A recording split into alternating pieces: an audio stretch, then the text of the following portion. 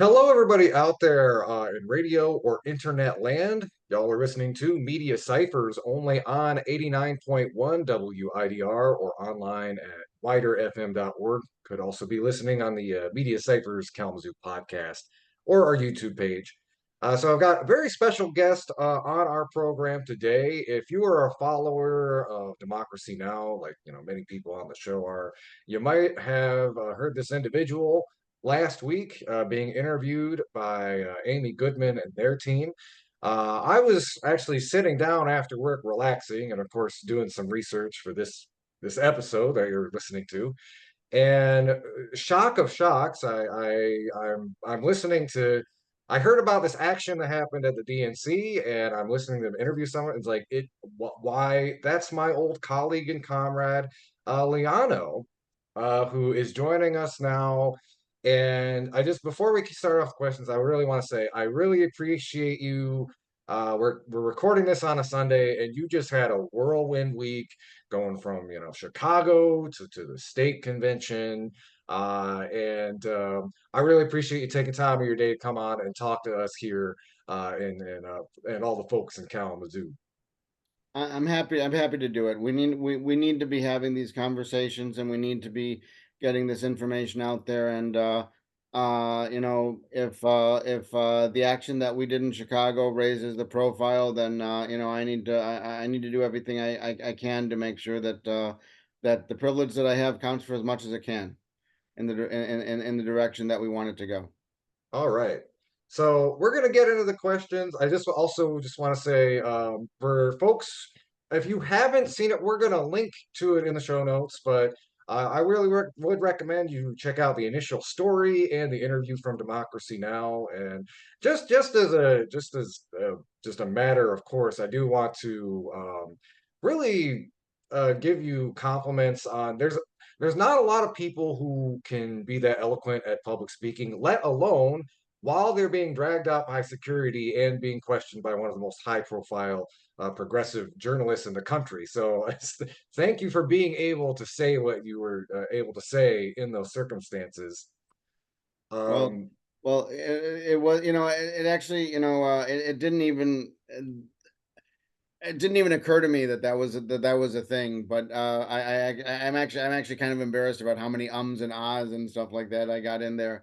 But let me also say, please also post the interview that Maximilian Alvarez of the Real News Network did with me, because we get to talk about some additional stuff in there, and I think that's a sort of a fuller expression of the kind of thing that I was trying to say, and that was a really good interview. So I'd recommend that you post that as well if you can with the Democracy Now. okay, absolutely. We will do that. Make sure everybody just check out the show notes. We will have all of that down below.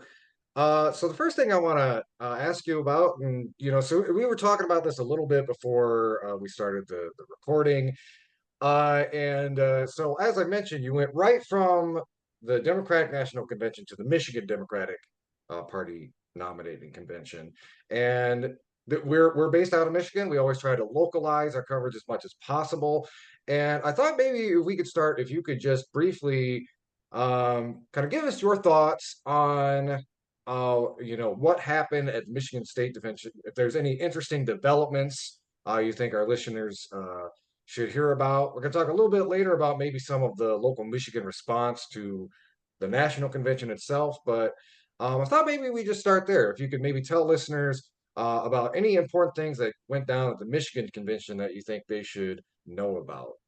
Sure. So first of all, just to make the sequence clear, because this can really, this is important for people that are interested in how the Democratic Party works and stuff like that. And so we ended the national convention on Thursday, and then on Friday morning we had a meeting of the Democratic National Committee, which was basically to certify what had happened at the convention, which is a little bit backwards because the convention is supposed to be, on paper, the convention is the highest authority in the Democratic Party.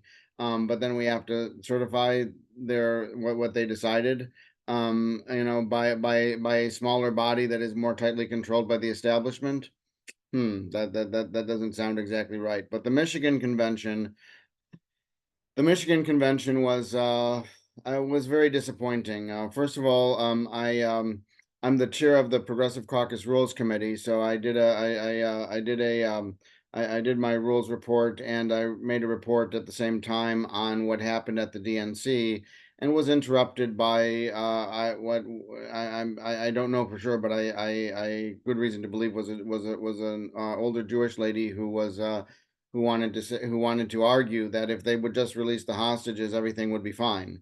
And that is just so much not the case. And it was unfortunate. I mean, that situation. But I did report to the Progressive Caucus on what we did and what happened. But then the main the only so at the Michigan State Convention, we get to nominate uh stuff that doesn't that we don't have primaries for. I mean, there are certain things that we don't have primaries for. These include uh university regents, state board of education, Supreme Court justices, the lieutenant governor, the attorney general, the um, these offices, we don't have primaries for them in Michigan. Who gets on the ballot is determined by the party. I'm not, I can't remember for sure if you were organizing with us back then, but this is how we got Dana Nessel on the ballot in 2018. Is I ran her campaign for the nomination, and we recruited people to join the party and to come out and show up at down in Cobo, and we had a great response. We got out of in the biggest ice storm that we've had in decades. We turned out 60. We're not these weren't all ours, but we got the majority of 6,700 people, which is like three times the number that the Michigan Democratic Party usually has at their conventions. And we've done something similar when we organized in 2017 as Michigan for Revolution, when we did that organizing. So to give you an idea of the trajectory, this time there were 1,248 voters at the convention, and the only contested election was between was for the University of Michigan Regent, which was between Hueda Arath and I forget the first name, Illich, and Shauna Ryder Diggs, and there were three people competing for two slots, and we used this electronic voting app to vote, and then it took them about 4 hours to actually get the result. And that doesn't sound right if you have an electronic system set up properly. What they said was is that is that a lot of the new members, which were a lot of our voters, um, didn't include their county or congressional district. And the Democratic Party uses a system similar to the electoral college system, but using counties across the state in their weighted voting. So, for example, if you're from if you're from Clare County, for example, Clare County gets 5 votes. Okay, so however many people show up from Clare County, they share those 5 votes. So I believe I'm pretty sure that my friend from Clare was the only one from Clare there. So she got 5 votes. Her one vote counted for 5. But if 10 people show up from Clare County, everybody's vote counts for a half a vote because they all share those same 5 votes. And that's true all across the state. Different counties have a different number of votes, and that number of votes is determined by how many votes the top of the Democratic ticket got in the last election. So in this case, it's the last major election was for governor in 2022. So however many people in Clare County voted for the Democratic governor in 2022, that number was sufficient to, with the math, to come out with getting 5 votes for Clare County. And then every county across the state has the same kind of calculation and comes up with a number. Some have hundreds, some have only a few. Um, and um, and again, however many people show up to the convention from that county share the votes of that county. So they were, what they said was is that because the new members that signed up, many of them didn't put their county or didn't put their congressional district, and the reason they need the congressional district is because sometimes counties are cut by congressional districts, so then they take the portion of that county and the portion of the population of that, et cetera. So it's very complicated, but pretty straightforward. It just takes working through it line by line by line by line. And they said that because the people didn't put in that information, they had to enter it all in manually, and that's what took the time. And the answer to that is, well, you should make that a mandatory piece of your sign up process. Um, and this is a this lack of basic mechanical competence, democratic mechanical competence on the part of the party is rampant. At the convention, we also had in our congressional district. I'm in congressional district 7. In our congressional district, we had to elect our electors, for the electoral college. We get to elect those in our congressional district, and uh, uh, uh, the vote for that took a ridiculous amount of time because the person that was the chair running the meeting didn't know the rules and didn't know how they were going to run the election and hadn't prepared any of that. And there were different people in the audience shouting out different instructions, and there was a guy from the MDP, from the state party there, that was supposed to be helping. And but it was all, they had to go forward 3 steps and then come back 2, and and all this kind of stuff. The lack of mechanical competence for democracy is just rampant in the party because nobody pays attention to what the rules actually say. Until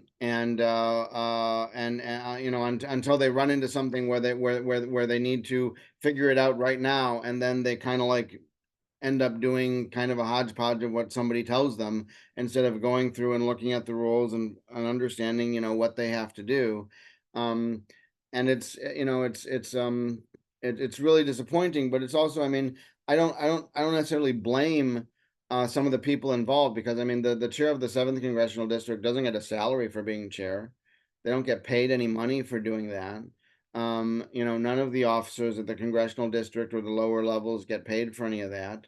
I'm not even. I know that the chair of the party, the state chair, gets paid.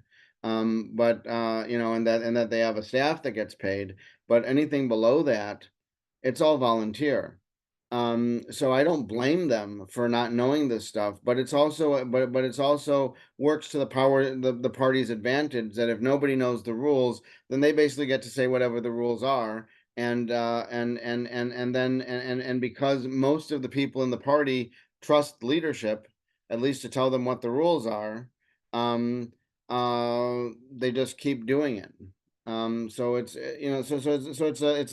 it's a systemic problem in the party that I've been trying for years to solve. If you can go to misolidarity.org and look at the platform there. That's the platform that the Solidarity Slate ran on back in 2020. Um, that shows the kinds of changes that we need to make to the party. Some of those need to be updated, but all of them are still accurate. There need to be some things added, perhaps, um, because we haven't been able to get any of those changes since then. And yeah, it's really sad. Sorry if I'm rambling on a bit.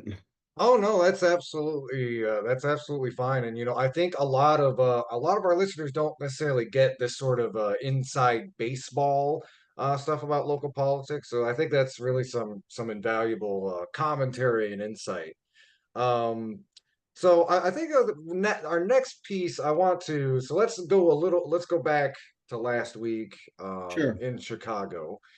And I wanted to talk to you in particular about a couple of the events of the convention that happened after you and your fellow delegates did that stop arming Israel action. I don't want to talk too much about the specific action. I think you've kind of explained that pretty thoroughly in your other interviews, which we'll link to below. But sure. I did want to get your response. It's kind of your personal response to as an organizer, as a Democratic delegate, as a person. And we'll break this down into two pieces. So first, just your response to the DNC's refusal to allow a Palestinian American to speak. It's an explicit electoral error, malpractice that's being forced on them by their big donors in the military-industrial complex and the Israel lobby. I mean, I think it is. I mean, I think it is. Um, I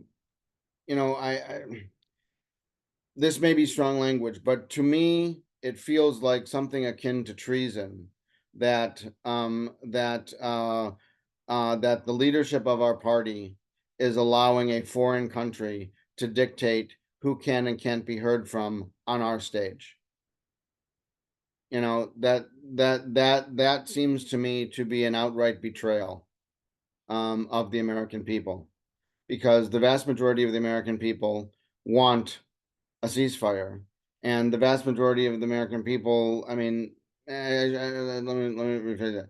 And a lot of us understand, and we're hoping to communicate this to more of us, that the only way that we're going to get a ceasefire is if we either have at the very least a credible threat, and probably have to implement that threat in order to actually get the ceasefire of an arms embargo.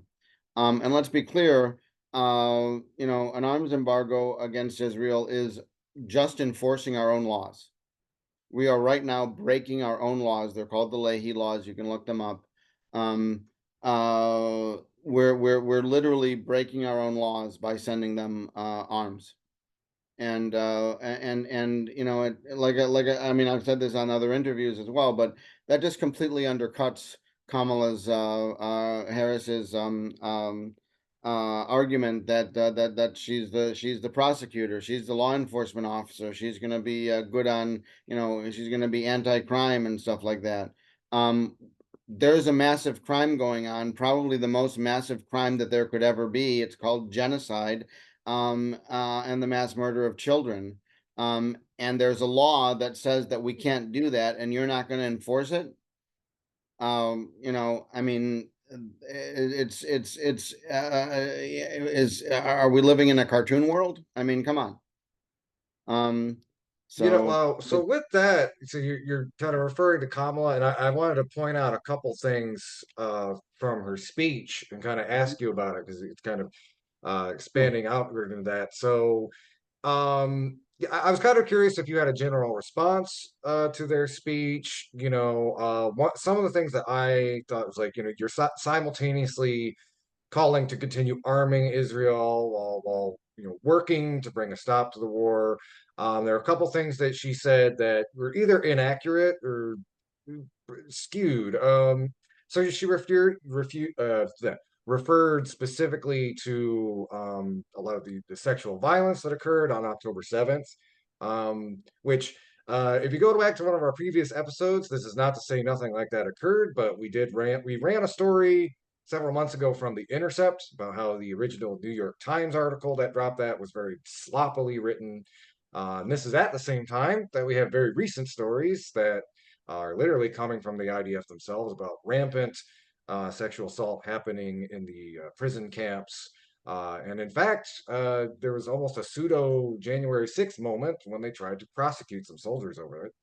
So all of And, this and, is and, and good. just to be clear, the Yeah. January 6th moment was the effectively the brown shirts in Israel trying to prevent the soldiers from being prosecuted for raping Palestinian detainees.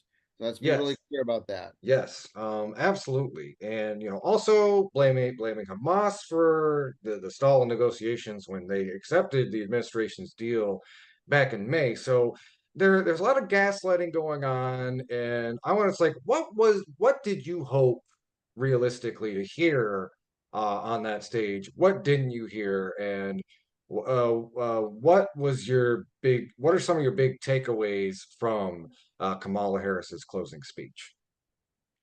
Well, especially on Palestine, my big takeaway is we're going to keep murdering children and we're going to continue the genocide because that's what she said.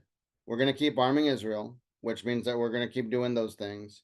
I mean, Israel. I think it was just after the convention.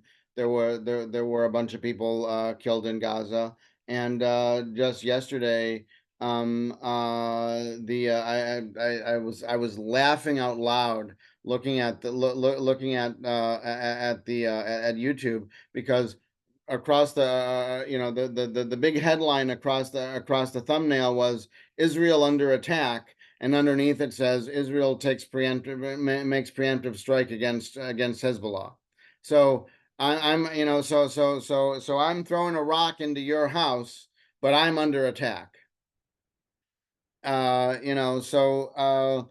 it's just it is a childish level of gaslighting, and it's not working anymore. These people have not recognized that we do not live in the media environment of the 1990s anymore, and that people can see exactly what's happening on their phones, moment to moment. Um, as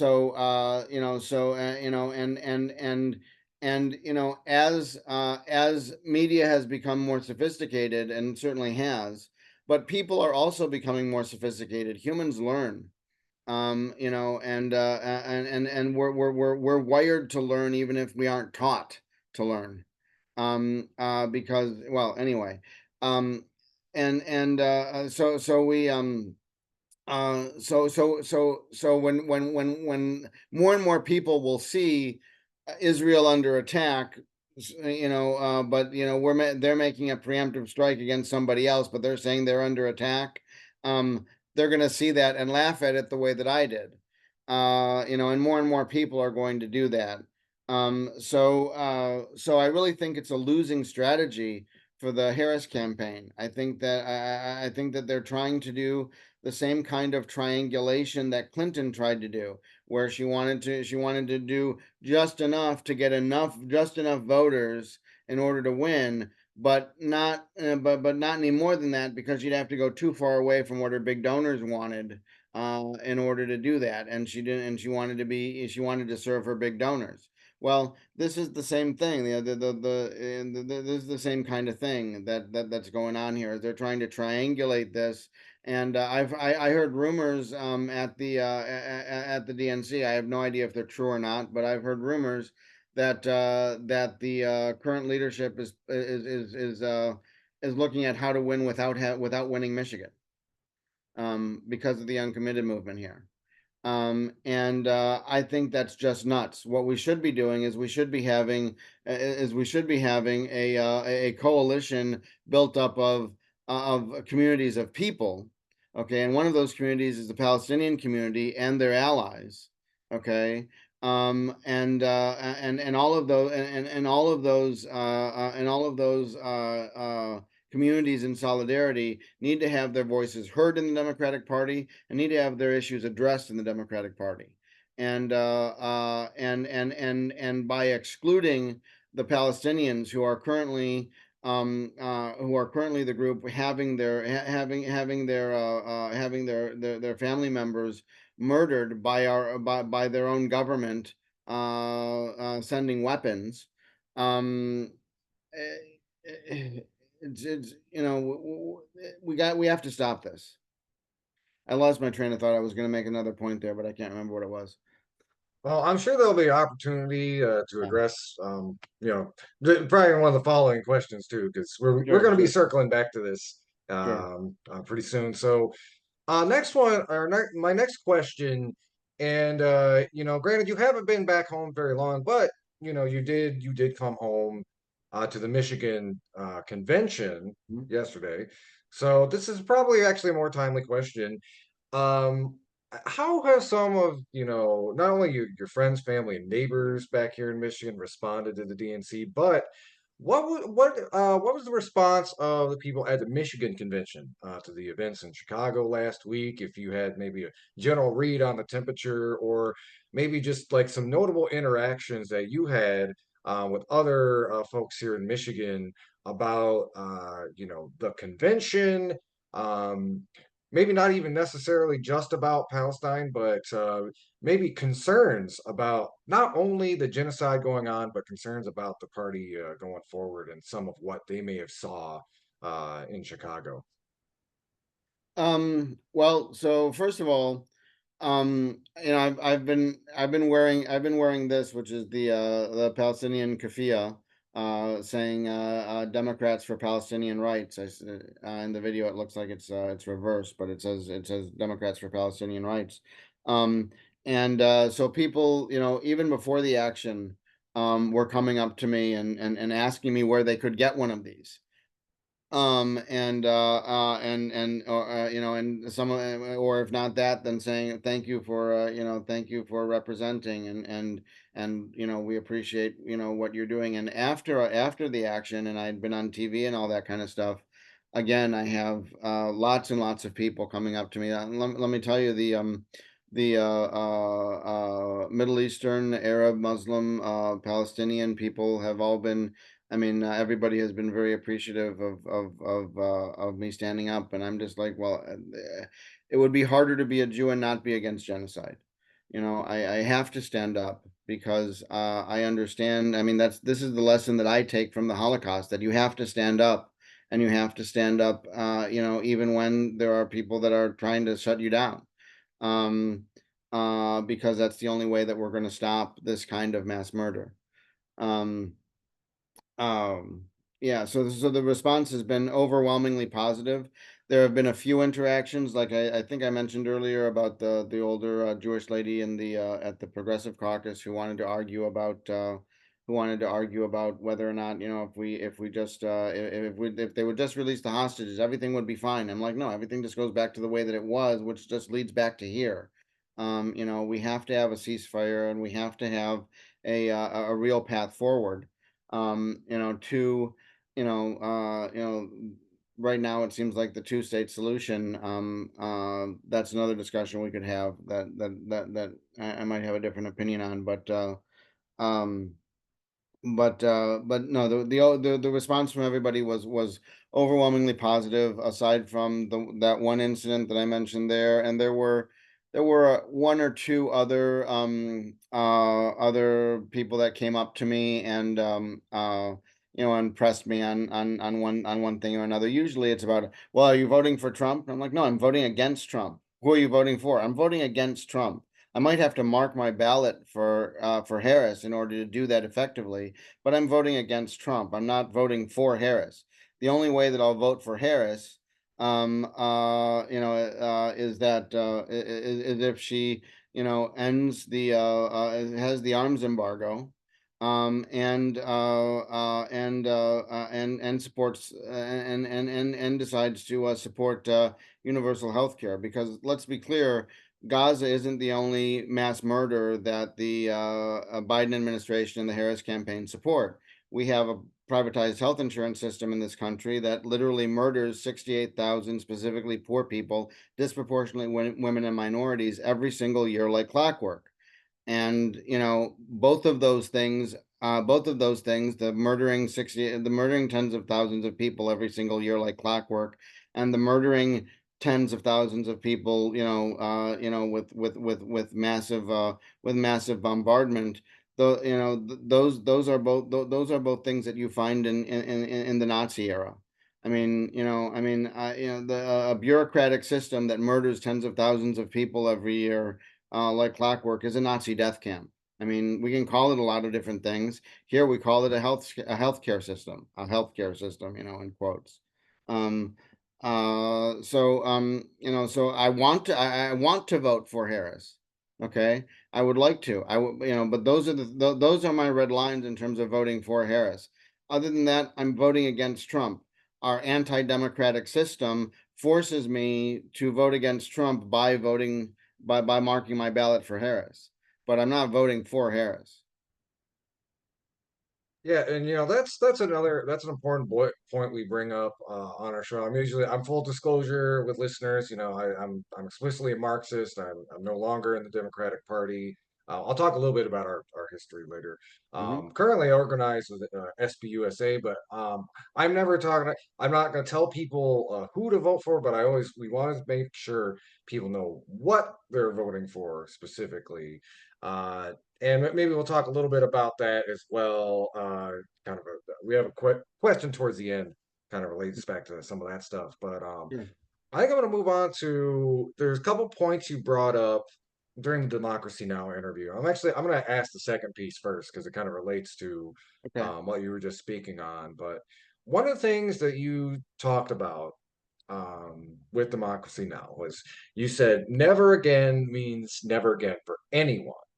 I was wondering if you'd be willing to share with us kind of your thoughts on, I wanted to specify like how Zionism has developed historically. A lot of times, and a lot of times we'll hear this in bad faith from centrists, like, well, the history there is complicated. That's not untrue, Hmm. but it's not complicated in the way that they frame it. And a lot of times when I've been hearing discussions about Zionism, I think it's important to think historically back to some of the origins of the Israeli state. There were competing forms of Zionism. Some did not look quite as colonial as the current one does. So I wonder if if you feel comfortable with maybe engaging that history a little bit, but also as just your experience as a Jewish person related to that history and America's history of Israel.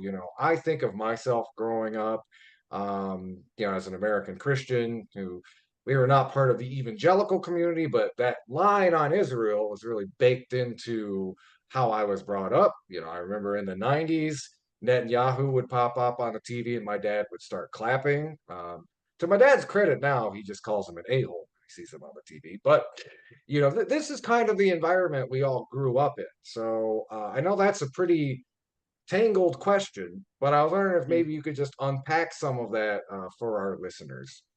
Sure. So, so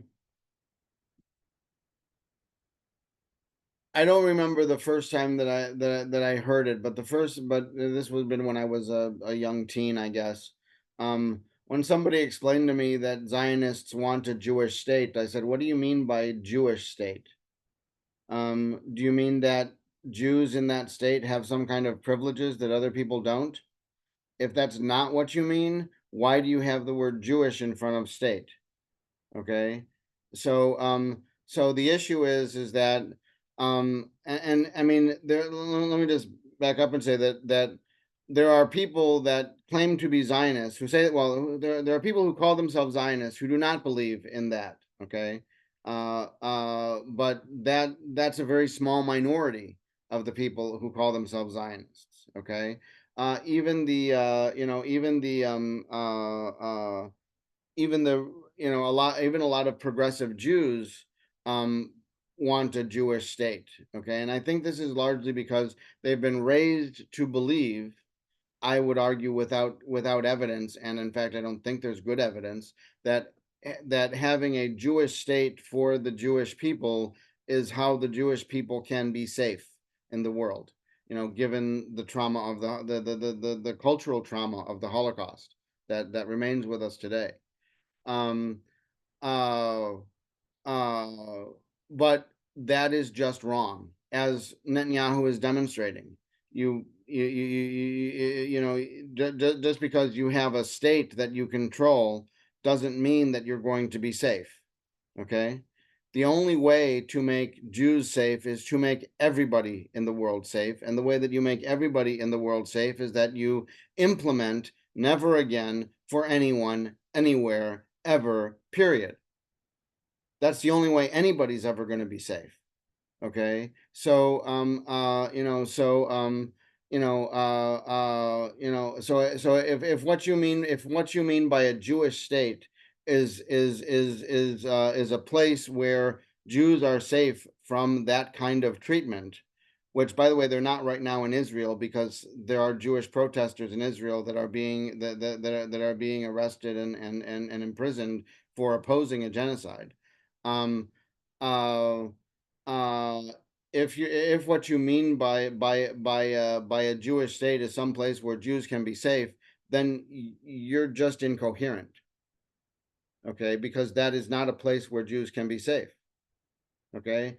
I feel safer here than I would be in Israel right now, because in Israel, if I said some of the things that I'm saying right now, they'd probably lock me up. Okay. So, despite the fact that I'm a Jew. So let's understand, a Jewish state, even if it says it's going to give special privileges to Jews, what it means is going to give special privileges to Jews that approve of having special privileges for Jews. Okay. So I don't approve of having special privileges for Jews. I don't approve of having special privileges for everybody. Everybody needs to be safe and needs to know that it's never going to happen again anywhere ever for anyone. And if it ever looks like that's what's going on, the rest of the world will come in and stop it. And that's not what's happening right now. Uh I do not have the words to express my feelings on that. And I talk an awful fucking lot.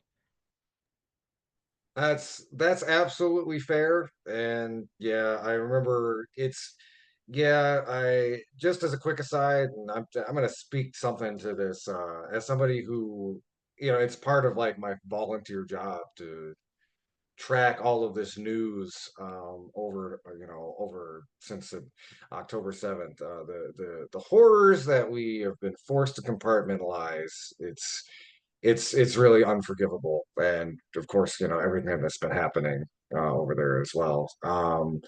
So next, the next piece to that. So you brought this up with Amy Goodman, and I thought this was interesting. This is not even something that we've really talked about too much on our program. But it relates a lot to just kind of the state of authoritarian politics that we have going on now, because you can see a lot of parallels between what's going on here, there, and in the States. And you brought this piece about how part of what Netanyahu is doing is to kind of avoid jail, avoid prison. We've got a high profile candidate here in the United States who's trying to do something similar. Um, and Yep. I was curious if maybe you could expand a little bit on that, because something I think has not been talked about too is like how a lot of this is being fueled by some of the domestic politics in Israel, and how they relate to just kind of the general rise of authoritarianism that we're seeing over there and here in the United States. Yeah. So yeah, Netanyahu is an ally of Trump. Um there's been reports recently that Trump is pressuring Netanyahu not to accept a ceasefire until after the election. Which would be the same thing that Nixon did with the North Vietnamese, and wasn't revealed until much later. But I that was treason. I thought a lot about like Reagan and the Iranian hostages Right. when that Yeah. story And broke. yeah, and Reagan did stuff in secret from Congress and all that kind of stuff. Yeah. I mean, uh uh but the idea that some people have in their heads that this is a reasonable way to behave is just, I mean, I it's mind-boggling that anybody who would ever consider themselves a public servant would think like that. Um uh but so Netanyahu is going to do everything that he can to tank the Harris campaign. For example, he just launched preemptive strikes, called preemptive strikes against Hezbollah, and all the media is claiming that Israel is under attack. That's the propaganda, that's the gaslighting that's going on, where so that is a provocation to the very people that were trying to get the Palestinian speaker sometime on the Democratic stage, and that he's trying to drive a further wedge between between those who are against genocide and those who will accept it so long as we don't get Trump. But and what he's trying to do, what he's hoping to do, is to get enough people to peel off from the people, like me, who are going to vote against Trump, and get them to not vote, or get them to vote for third party so that he can win. Okay, and let me be clear. I support the people who are not going to vote against Trump. Who are going to vote for third party, who are not going to vote. I support them 100% because that's democracy. The well, the we have to be able to make our own independent judgments, and respect our own independent judgment, and respect each other. This is what Tim Walz says all the time. He says, we respect each other's personal decisions. Well, respect the personal decisions of the Palestinians and their allies, who have said, hey, genocide is a red line for me. If you're going to support that, I cannot vote for you. Okay, period. We have to, just like we have to respect a woman's choice when she decides to have an abortion. We have to respect their choice when they say, I can't support genocide. Like I said, Waltz has been making that point about abortion. He also but what I'd like to see him do is, I'd like to see him make that point about those kinds of decisions, and say, hey, that is a perfectly legitimate thing. I may disagree with it, but that is a perfectly legitimate thing, and people should be free to do that and to express their opinion that they're going to do that, including in the Democratic Party. And they shouldn't be ostracized for it. They shouldn't be attacked for it. People should respect the other people's choices on matters like this.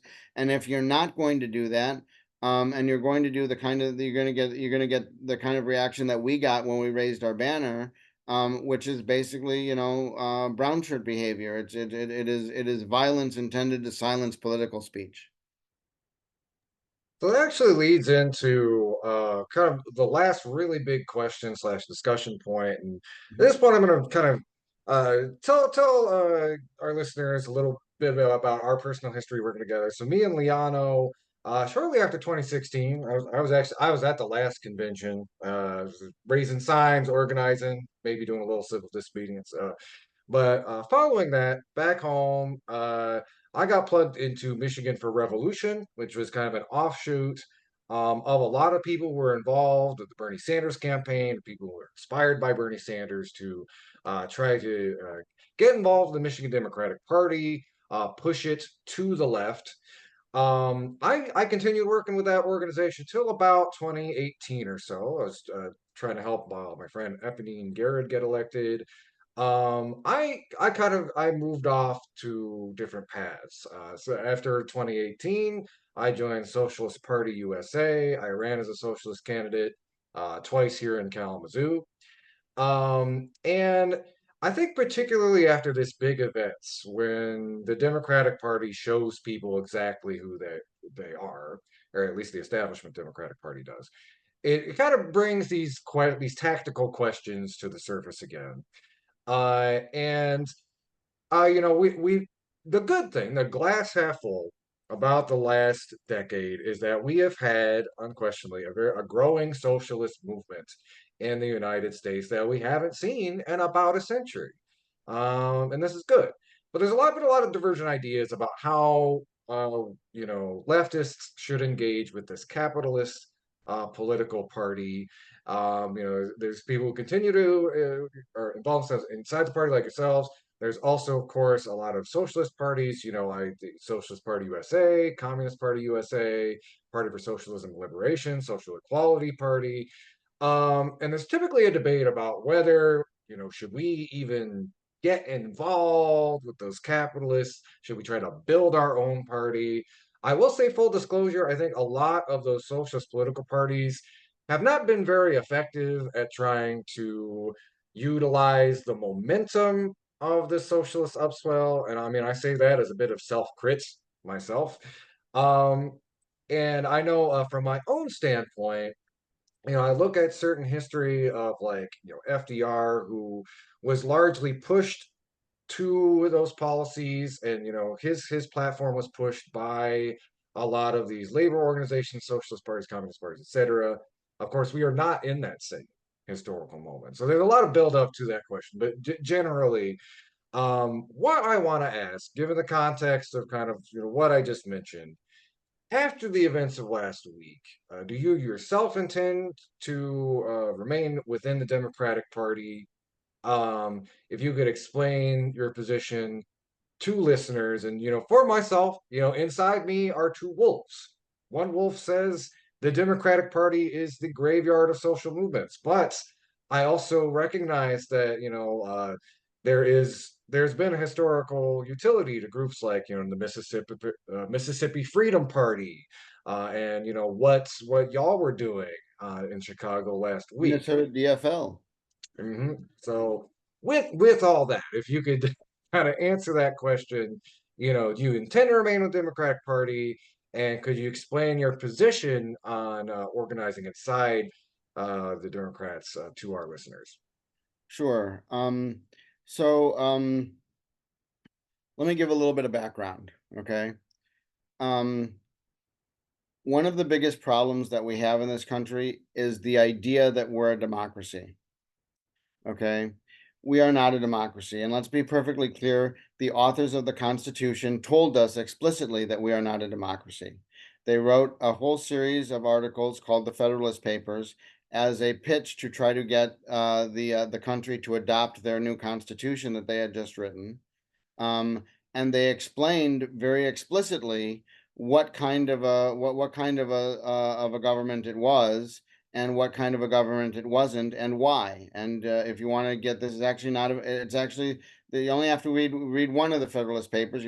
I recommend reading them all, but read Federalist 10, because in Federalist 10, they tell us a lot of really interesting things. First, let me point out that in the Constitution, the word democracy does not appear once. We are promised a republican form of government. Okay. But you have to ask yourself, what did the authors of the Constitution mean by the word republic? And fortunately, they told us in Federalist 10, they told us that what they mean by a republic is a system of government whereby a small few are selected by some to rule over everybody. Rule by the few over everybody is called an oligarchy. We already had a word for it, but they knew that they couldn't sell oligarchy, so they redefined the word republic to mean oligarchy. Okay, so what the Constitution says is that we are promised an oligarchy where a small few rule over everybody. And let's be clear, the reason that they wanted that, they say it explicitly in Federalist 10. They don't use exactly these words, but they are very, very explicit that they say that the reason that that they want to ensure that we have an oligarchy is that the poor outnumber the rich, and they want to ensure that the rich remain in control. Okay. And that design, that everything in the Constitution, every process, every system, etc., that exists in the Constitution is designed to do that. Okay, is designed to ensure that that the rich remain in control, that a tiny few people remain in control, and because the rich are a tiny few people that have a lot of money, they're able to ensure that they're the tiny few that remain in control by using that money to maintain their control as a form of power. So we do not live in a democracy. If we lived in a democracy, voting your conscience in an election makes perfect sense, because in a democracy, which, and let's be clear, we don't have a clear idea about what an actual democracy would look or feel like, because we've never lived in one. We've just been told that this is a democracy, but it's not. Um, um, uh, so if we lived in a democracy, the electoral system would be designed to give everyone a fair voice. Our electoral system is not designed to do that. Our electoral system is designed to ensure one of two outcomes, because that ensures that there is the one outcome, that is the wealthy few get what they want. Okay. Um, uh, so, um, um, so, from my perspective, I don't think of myself as living in a democracy. I recognize that we're not, and I do not expect my vote to be able to have any moral impact. I expect what do I expect from my vote? I expect that my vote will nudge some things in a better direction, but almost always simultaneously moving some other things in a negative direction. And whether it's going to be a net good or a net bad is kind of a toss up. So it's like buying a lottery ticket. Okay, buying a lottery ticket is not an effective way to become a millionaire. Buying a lottery ticket, and voting in an election is not an effective way to be a moral person. Okay. And I should say, voting in an election in a plutocratic oligarchy is not a way to be a moral person. It's a way to nudge things one way or another, and you try to figure out which way will be a little bit more or a little bit less. And sometimes you win and sometimes you lose. Okay, but that means that for me, voting is not the key thing. I don't look at voting as some gigantic thing that is, that encodes moral beliefs or anything like that. It takes 5 minutes of my day. I mean, and I'm lucky because I happen to live in a place where there's a democratic city government that provides sufficient resources. So for some people, it may take a bit longer, and I want to acknowledge that. Okay, but it is a relatively small amount of time out of every 2 years that I go down to the polling station and wait in whatever line I have to wait in and cast my vote. But like I said, it's like buying a lottery ticket. I'm not going to rely on that in order to get any kind of morality or consistency or anything good out of the political system. To get anything good out of the political system, we have to change the system. And that means that what's really important is the organizing that you do in between every time you vote. So so for me, I welcome and appreciate everybody trying to organize in third parties, but it looks to me like they have made an incorrect assessment about the electoral system that we have. We have an electoral system that relies on plurality, winner first past the post. In that kind of electoral system, it mathematically drives towards particular kinds of outcomes, and it has a metastable um, uh, um, um, state right at two major parties. Okay. And so what you're fighting there, if you're trying to fight that system, if you're trying to fight it with a third party or something like that, the issue is that that system is very, very stable in that state, and it's very hard to knock it off of that state. And so what's easier is to take over one of the parties or destroy one of the parties. And I think taking over is a much better solution, because there's less rebuilding that you have to do. Okay. Um, but I like to put it this way about our governments. There's a wall around our government, and there are two doors in that wall: the red door and the blue door. We have three choices: we can go through the red door, we can go through the blue door, or we can go through the wall, which is building a third party. Which is what I'm saying, it's going through the wall, because you have to end up destroying another party in order to get a new party into that stable state, at two. um um, and that's just the mathematics of it. I'm not making any moral judgments or anything. It's just a fact of the matter. Um, uh, so so um, uh, we don't have a lot of allies around the red door. We do have a number of allies around the blue door. I would argue that the vast majority of the Democratic Party members are on our side. Okay, the leadership is even a lot of the leadership is not necessarily against us. They're just influenced by their big donors. Okay, there are certainly some in the leadership that are totally amoral and all that kind of stuff. But uh, so we have an opportunity to go through the blue door that is a much better opportunity than the red door. And let's talk about what actual kind of resistance there is at the blue door. So at the state convention yesterday, how many people do you think were there who could vote?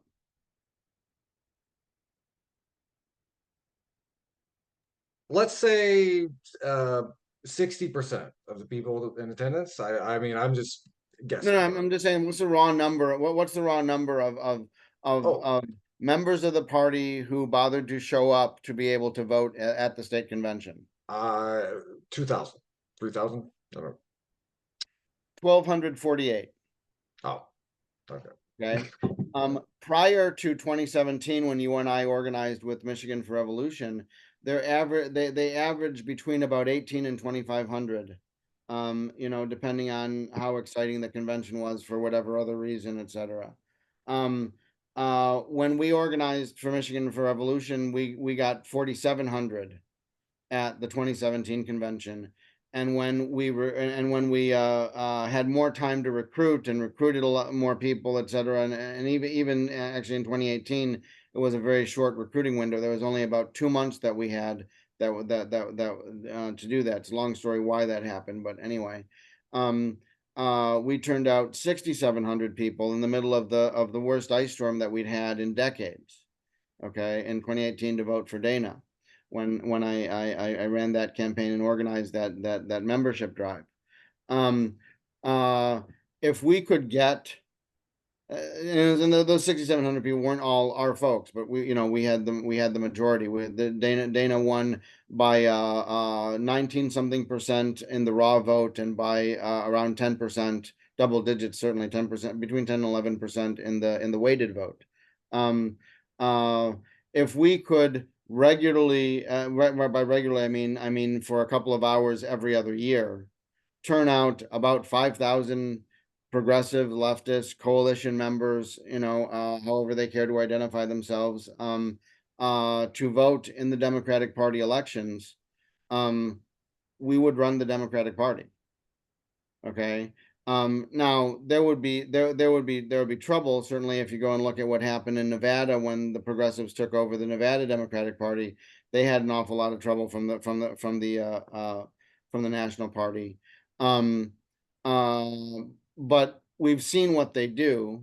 That's an example. We have some other examples that we can look at. So those are things that we can prepare for. And they're always going to try to do something, okay? Because they're always going to try to serve their donors. So we just have to be prepared for that. But in terms of having the numbers to take over the Michigan Democratic Party, we have the numbers. We just got to turn them out. We got to get one of the biggest problems is that a lot of people think that it's a fool's errand. It's not a fool's errand. We actually don't even need that many people. We just need people who are willing, who are at least willing to show up one day out of every other 2 years for a couple of hours, and a few more people who are willing to do the organizing to make sure that that happens. A few core people that are willing to do that kind of organizing, and we'd like to have more. Um, uh, so uh, so from my perspective, I feel like a lot of progressives and leftists that have these ideas about third parties and how to engage with they don't want to they don't want to engage with the Democratic Party. They think it's all corrupt and all that kind of stuff. It is, okay, but it's sort of like the one, if the Constitution has one genius thing in it, it is that it can be changed.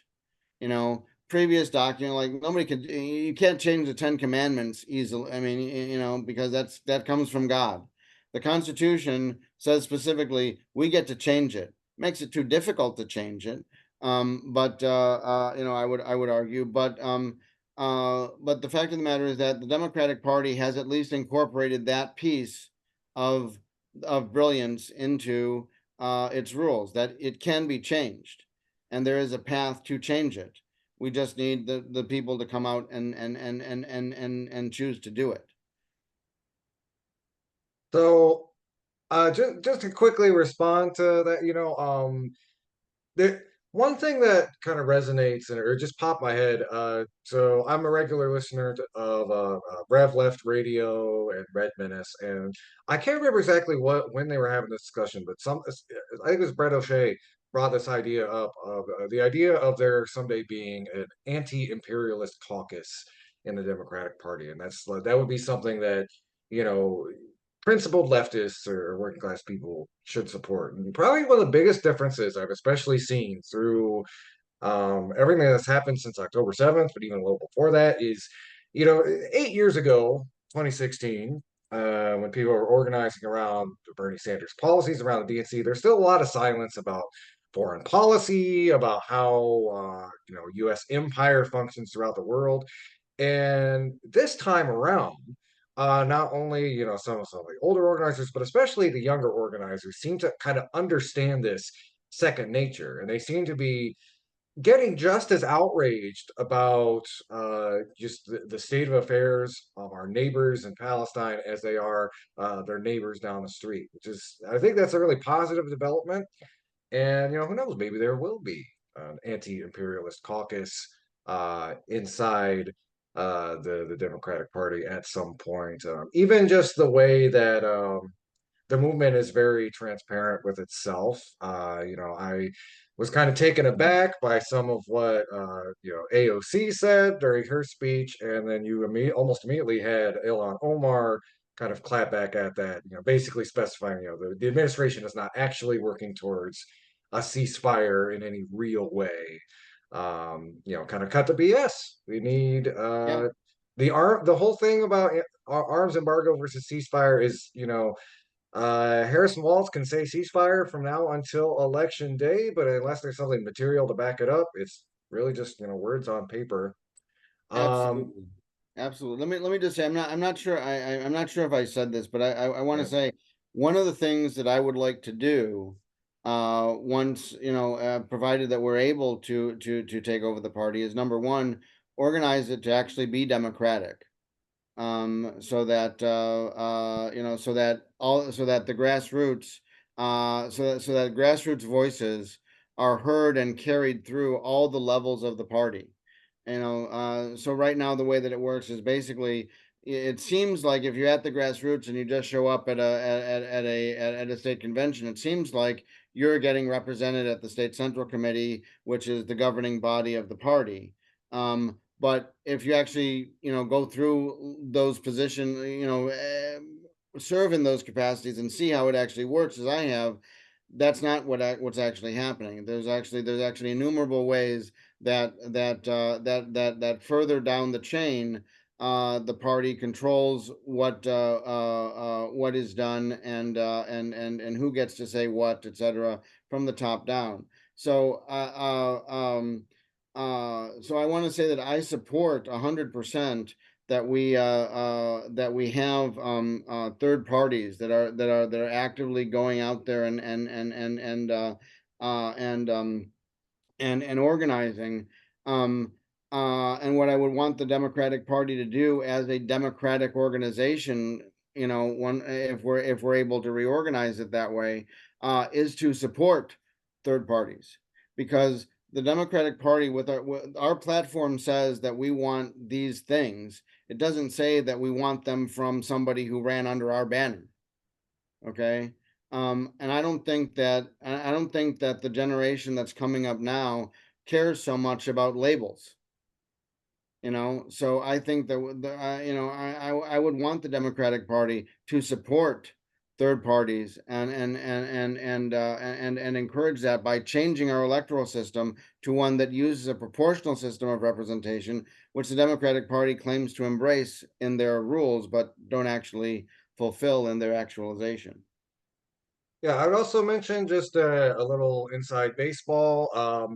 Running, particularly, as a socialist, I'd say particularly at the local level. When I ran for city commissioner, there was a significant margin, but when I ran again for library board, I was really just a few hundred votes shy. I was pretty close. I was within striking distance. So, Mhm. people want to engage in politics that way. It is plausible if you want to do it on the local level. And I'm going to go on a whole thing about the Milwaukee sewer socialists and stuff, but I'm not Yeah, going to do it. yeah. So um, let's go ahead. We're getting close to time here, so I wanted to kind of close out by asking you, after you've taken a break, you've had a whirlwind of a week. What are you currently working on here in Michigan? I don't know if there's anything specific that people on the west side here where we're based out of can tap into, but maybe if not, just tell us generally like what are you up to in your community? What are you organizing that you would like people to know about? So first of all, we organized MI Solidarity. That's MI Solidarity, all one word, .org. Check out the platform. In 2020, and it fell apart because largely because of COVID. There, we still have a mailing list. We're still communicating with people. I've been telling people what's going on with the Democratic convention. And I'm gonna write some stuff that's gonna go out to them. So I'm hoping that we'll be able to reorganize that and start to get people coming into the party so that we can work on taking it over. The next opportunity that we have is February 2025, so not that many months away. So I'm hoping that we can get people to go there, join us, and let's organize to really make a difference.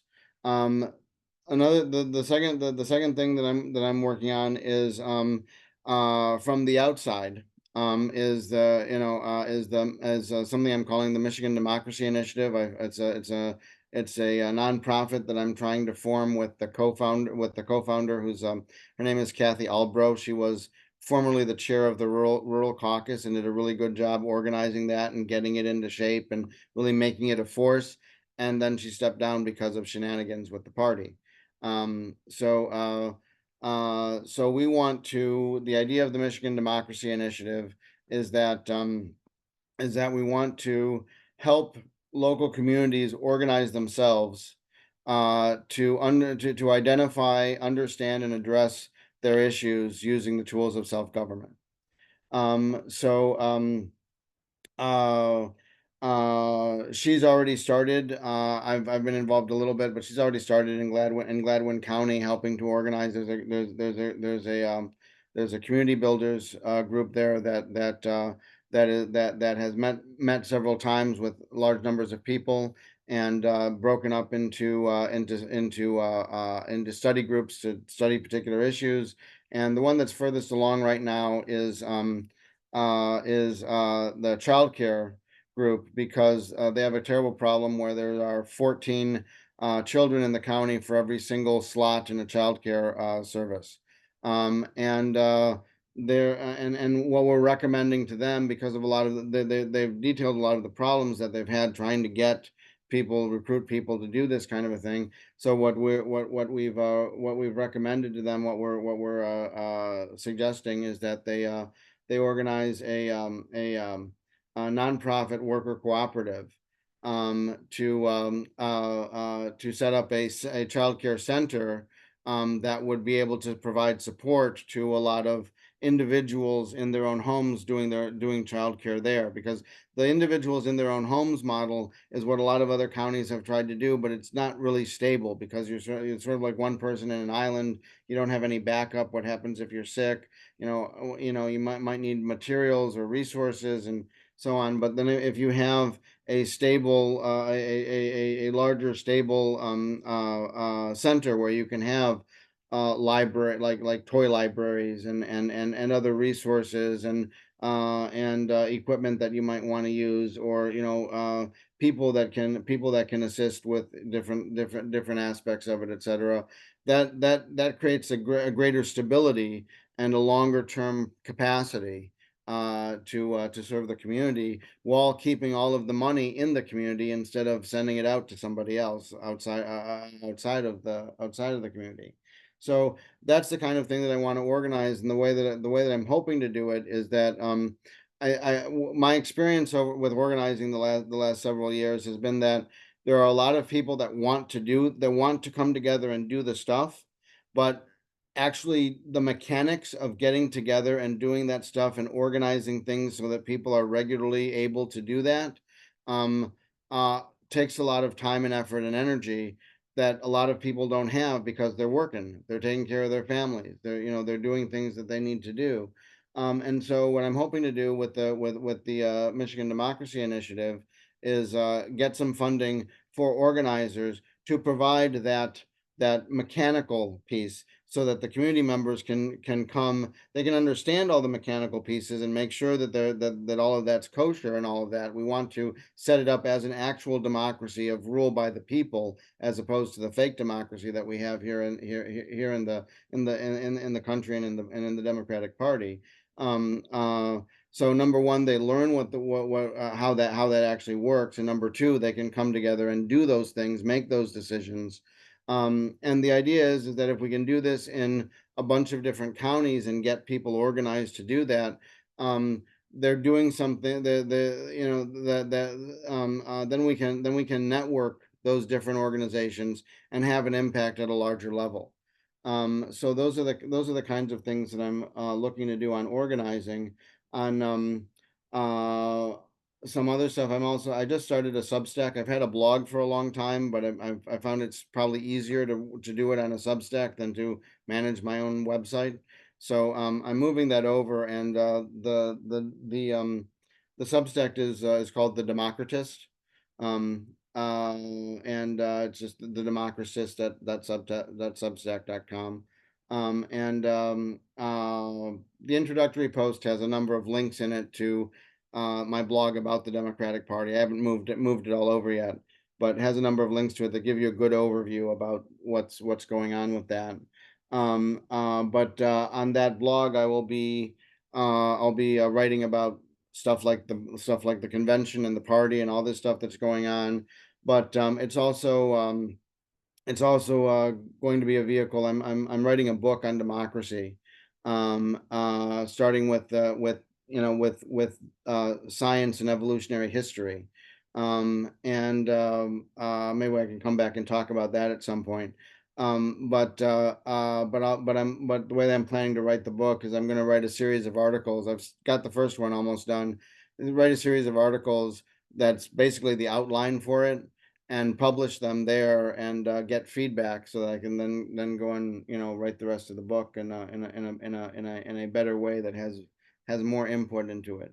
So so my solidarity, misolidarity.org. Michigan Democracy Initiative is midemocracyinitiative.org, and thedemocratist.substack.com. All right, Liano, once again, thank you for taking time to come on and talk to us. We'll definitely have you back on when that book comes to fruition. Is there anything else you want to say to folks before we wrap things up here? um let's We can do this. I just want folks to know that changing the party, or changing or building a third party, these are two things that we can do. It is within our power to do them. We just have to organize it correctly. And it doesn't actually take that many people, as I said. We need, for to change the Democratic Party, we need 5,000 people to show up for a couple of hours every other year. Once every other year. So I don't think that's a tremendous ask for people. And actually, after the first couple of times, after the first time, or maybe the second time, we should be able to reduce that, because we should be able to do remote voting once we have people in the party who are more interested in serving the people than in maintaining their own power. All right, Liano, thank you once again for coming on the show. Again, listeners, if you caught only part of that, you want to hear the whole thing, we will have this online on both YouTube and all of our podcasting platforms. Liano, thank you once again, and solidarity to you. Solidarity.